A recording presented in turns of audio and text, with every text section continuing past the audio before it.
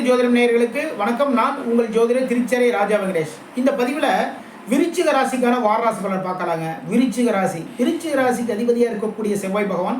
அது மட்டும் இல்லைங்க, உங்களுடைய ராசிக்கு 6ஆம் அதிபதியும் வந்து அவர் தான், செவ்வாய் தான். இது வரைக்கும் வந்து உங்களுடைய ராசியிலேருந்து 6ஆம் இடத்துல சஞ்சாரம் பண்ணிட்டு இருந்தார். புதுசாக வேலை தேடுறது, புதுசாக வந்து ஒரு வேலைக்கு வந்து அப்ளை பண்ணுறது, இதே மாதிரியான ஒரு வேலை சம்மந்தமான விஷயங்கள், ஒரு கடன் சம்மந்தமான விஷயங்கள், ஒரு பிரச்சனை சம்மந்தமான விஷயங்கள், இதை நோக்கி வந்து போயிட்டே இருந்துப்பா. இந்த ஒரு 1.5 மாதம் வரைக்கும் வந்து போயிட்டு இருந்தது விருச்சிக ராசிக்கு. இதுக்கப்புறம் எல்லாமே தீர்ந்துட்டு எல்லாமே நல்லா சுமூகமாக நடக்கும். இதுக்கப்புறம் வேலை கிடைச்சிட்டு, அது மாதிரி பார்த்தீங்கன்னா வந்து இருக்கிற பிரச்சனைகள், கடன் பிரச்சனைகள் வந்து தீர ஆரம்பிச்சுட்டு நல்ல நல்ல விஷயங்கள் எல்லாமே நடக்கும் விருச்சிக ராசிக்கு. எதனாலனா உங்களுடைய ராசி அதிபதியாக இருக்கக்கூடிய செவ்வாய் பகவான் ராசிக்கு 7ஆம் இடத்துல சஞ்சாரம் பண்ணிட்டு இருக்காருங்க. இது மிக மிக சிறப்பு இல்லையா?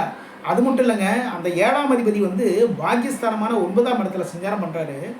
அதே 9ஆம் இடத்துல தான் உங்களுடைய ராசிக்கு தொழில் ஸ்தானமான 10ஆம் அதிபதி யார் அப்படின்னா சூரிய பகவான்.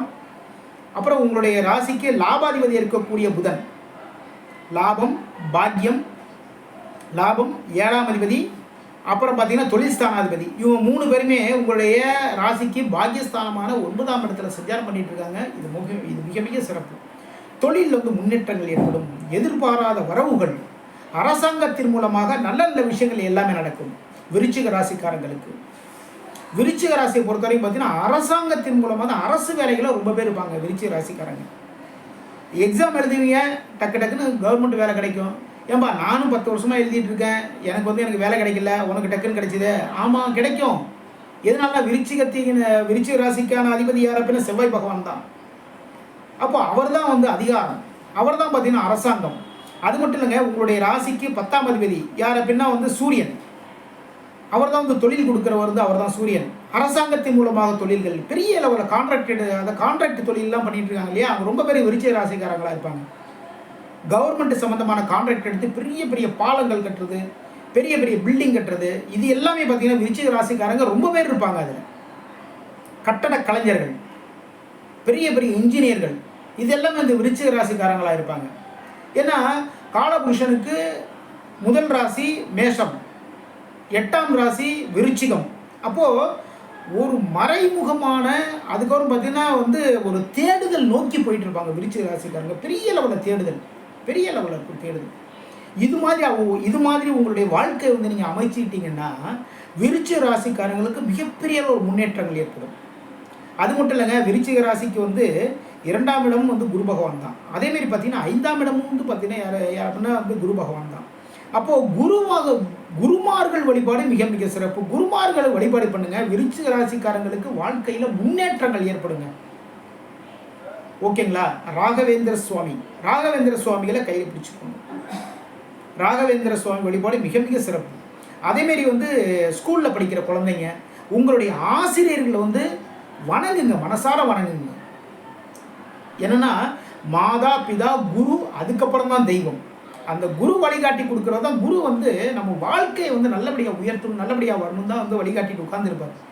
இவர் டெய்லி வந்து என்னது அந்த ஹோம் ஒர்க் எழுதுனீங்களா, அது பண்ணீங்களா, இது பண்ணி சொல்லி ரொம்ப நம்மளுக்கு போட்டு டார்ச்சர் பண்ணிட்டு இருக்காரு. டார்ச்சர் பண்ணவே இல்லைங்க, உங்களுடைய வளர்ச்சியை வந்து கரெக்டாக பார்த்துட்டு இருக்காரு. ஒரு செடி ஒன்று நடுறோம், நட்டதுக்கப்புறம் பார்த்தீங்கன்னா டெய்லி அதுக்கு சுற்றி வந்து எதாவது புல்லுலாம் எதாவது வளர்ந்துருக்கா, அந்த புல்லெல்லாம் கிள்ளி தூக்கி போட்டு, அப்புறம் பார்த்தீங்கன்னா லைட்டாக மண்ணெல்லாம் தள்ளி விட்டு கொஞ்சம் தண்ணி ஊற்றி அதில் எதாவது பூச்சி எதாவது விழுந்திருக்கா, ஒரு வாடி போன இலைகள்லாம் வந்து கிள்ளி தூக்கி போட்டு, அழுகி போன இலைகள்லாம் கிள்ளி தூக்கி போட்டு கரெக்ட் பண்ணுறோம் இல்லையா. இந்த வேலைகள் தான் நம்முடைய குருநாதர்கள், நம்முடைய வாத்தியார்கள் பண்ணிட்டு இருக்காங்க. நம்மகிட்டே இருந்து வந்து அசுத்தத்தெல்லாம் வந்து விளக்கிட்டு நம்முடைய வளர்ச்சிக்கு வந்து பக்கபலமாக நின்று வந்த குருநாதர்கள். அப்போது விருச்சிக ராசிக்காரங்க வந்து குருமார்கள் வழிபாடு மிக மிக சிறப்பு. குருமார்களை வந்து நீங்கள் மனசில் நினச்சிக்கோங்க. எந்த ஒரு வேலை எடுத்தாலும் சரி தான், ஒரு குருநாதரை வந்து மானசீக குருவாக ஏற்றுக்கோங்க. அப்படி மானசீக குருவை வந்து நீங்கள் நினச்சிட்டு அவரையே முழுக்க எந்த வேலை செஞ்சாலும் சரி தான், அவரை மனசார நினச்சிட்டு வந்து அந்த வேலை பாருங்கள். விருச்சிக ராசிக்காரங்களோட வாழ்க்கையில் மிகப்பெரிய ஒரு முன்னேற்றங்கள் ஏற்படும். வாழ்க்கையை வந்து நல்லபடியாக வந்து திசை திரும்பும். மாணவர்கள் வந்து குரு பகவான் வழிபாடு மிக மிக சிறப்பு. மாணவர்களுக்கு நவகிரகத்தில் இருக்க குரு பகவான் வழிபாடு மிக மிக சிறப்பு. ஒவ்வொரு வியாழக்கிழமை அன்னைக்கும் காலையில் போய் வந்து ஒரு கொண்டக்கடலை மாலை கட்டி போடுங்க. உங்கள் கையாலேயே பண்ணுங்கள். எனக்காக வந்து எங்கள் அம்மா பண்ணுவாங்க, அது மட்டும் பண்ணவே பண்ணாதீங்க. உங்கள் கைகளால் ஒரு மாலை கட்டி குரு பகவானுக்கு போடுங்க. 9 முறை சுற்றி வாங்க. சுற்றி வந்துட்டு குரு பகவானை வந்து மனசார நினச்சி கூப்பிட்டுட்டு போங்க. அது மாதிரி ஸ்கூலில் இருக்கிற வாத்தியாரை, ஆசிரியர்களில் வந்து தயவு செய்து மாணவர்கள், அதாவது முக்கியமாக விருச்சிக ராசிக்கார மாணவர்கள் தயவு செய்து கிண்டல் கேலிகள் பண்ணவே பண்ணாதீங்க. அப்படி பண்ணீங்க அப்படின்னா உங்களுடைய வாழ்க்கையினுடைய தரம் குறையும், படிப்பில் வந்து மந்தத்தன்மை ஏற்படும். இந்த விஷயங்கள் எல்லாமே நடக்கும். மிகப்பெரிய அளவில் வந்து இப்போ அதாவது நம்ம செஞ்ச எந்த விதமான பாவத்துக்கும் வந்து மோட்சம் இருக்குது, விமோச்சனம்லாம் எல்லாமே இருக்குது. ஆனால் குருநாதரை வந்து நம்ம பழித்தல்ங்கிற ஒரு விஷயம் ஒன்று இருக்கு இல்லையா, அதுக்கு மட்டுமே வந்து விமோச்சனம் கிடையவே கிடையாதுன்னு சொல்கிறாங்க. அப்போ குருநாதர்களை படிக்காதீங்க. அவங்க எப்பயுமே அதே கிளாஸில் தாங்க இருப்பாங்க. நம்ம தான் வந்து பார்த்திங்கன்னா அடுத்தடுத்த கிளாஸ் போவோம். வேறு லெவலில் குருவை விட வேறு லெவலில் வந்து நம்ம வளர்கிறதுக்கு வந்து அவங்க எல்லா வேலையும் பண்ணி கொடுக்குறாங்க. அப்போ குருமார்கள் வழிபாடு வந்து நீங்கள் சிறப்பு, மிக மிக சிறப்பு. உங்களுடைய ராசிக்கு 7ஆம் இடத்துல இப்போ ராசி அதிபதி சஞ்சாரம் பண்ணிகிட்டு இருக்காரு. கூட்டு தொழில் பண்ணுறதுக்கான ஏற்பாடுகள் இந்த டயத்தில் விருச்சிக ராசிக்காரங்க பண்ணிகிட்டு இருப்பீங்க. அந்த கூட்டு தொழில் மிக மிக சிறப்பு. 7ஆம் இடத்திலிருந்து செவ்வாயினுடைய பார்வை உங்களுடைய ராசி மீது விடுது. இது மிக மிக சிறப்பு. மனசில் தன்னம்பிக்கையும் தைரியமும் தோணும். எடுத்துக்கிட்ட வேலையில் ரொம்ப அழகாக, எல்லா விஷயத்தையும் ரொம்ப அழகாக பார்த்து பண்ணுவீங்க. செவ்வாய் பகவானுடைய 8ஆம் பார்வை, அவர் தான் ராசி அதிபதி, அவர் தான், ஓகேங்களா. ராசி அதிபதியினுடைய 8ஆம் பார்வை உங்களுடைய ராசிக்கு 2ஆம் இடத்துல பதியுது. இது மிக மிக சிறப்பு. குரு பகவானுடைய 7ஆம் பார்வையும் உங்களுடைய ராசி மீது விழுது. இதுவும் மிக மிக சிறப்பு. அது மட்டும் இல்லை, குரு பகவானுடைய 9ஆம் பார்வை உங்களுடைய ராசிக்கு முயற்சி ஸ்தானமான 3ஆம் இடத்துல பதியுது, உபாயுள் ஸ்தானம். அதே டயத்தில் பார்த்தீங்கன்னா வந்து எழுத்துத்துறையில் இருக்கிற விருச்சிக ராசிக்காரங்க இந்த டயத்தில் பட்டம், பதவிகள் எல்லாமே உங்களுக்கு கிடைக்கும். அதாவது உங்களுடைய எழுத்துக்கள் மூலமாக நல்ல நல்ல விஷயங்கள் எல்லாமே நடக்கும். உங்களுடைய எழுத்துக்களுக்கு வந்து சபையில் பாராட்டுக்கள் கிடைக்கும், சபையில் வெகுமதி கிடைக்கும்.